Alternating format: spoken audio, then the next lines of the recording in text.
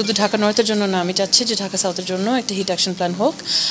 5% of GDP, I think 4.9% of GDP loss can happen by 2030 due to the productivity loss in the labor force due to heat wave and other just transition situation.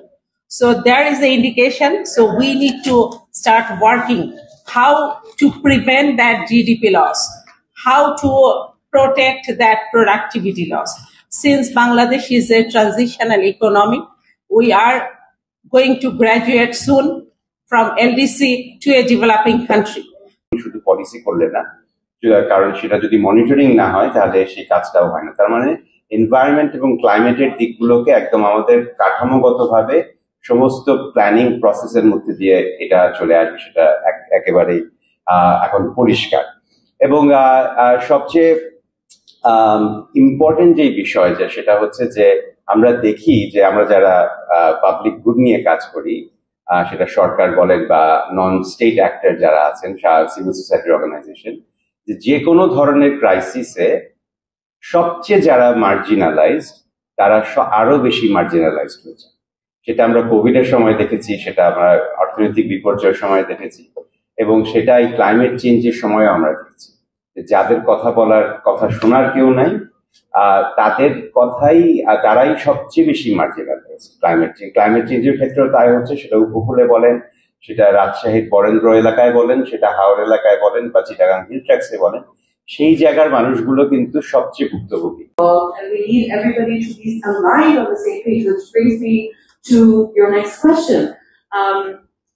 We have a culture of working in silos. Nobody shares data, nobody shares information, everyone is transparent only to the point where they need to be. Nobody's talking about, okay, what are your future plans? Oh, you're doing that too, let's work together. This rarely happens, I believe. This has rarely happened. I know it's happening more and more, like they're all here together from different organizations. But historically, has it really been functional? Has it really been optimized in the way that we needed it to be in order to protect our most vulnerable community members? That is at the heart of all these conversations. We are trying, at the end of the day, to protect our most vulnerable people. So what have steps been taken to really and honestly do that? Because decisions that have been made with higher level stakeholders, they have to be acted through all levels and bypass all these bureaucratic complications. And lots of work have to be done in the middle, and it can't just get stuck there, right? Something that I've faced again and again and again. So I would say, we all need to work together. We have to expand our resources, we have to expand our capacity, and really be transparent and inclusive and honest about our intentions and about our own capacities and what we can offer to the table. And that's how we move forward.